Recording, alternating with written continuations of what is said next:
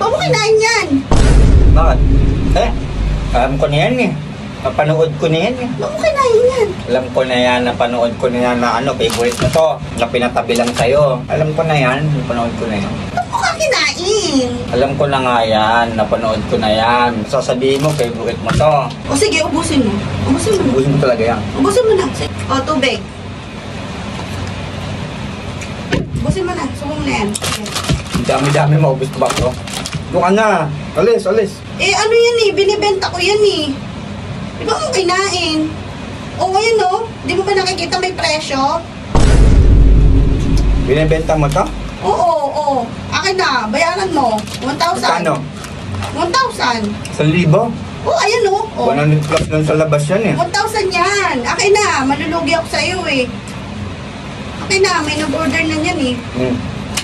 Kano to? 1, 2, 3, 4, 5, 6. 6,000? Ay, 6,000. 600 lang to, daddy. Kulang pa. 400 pa. Akin na. Utang na lang, utang. Gusto po. Sige at. 100 plus. 10% yun.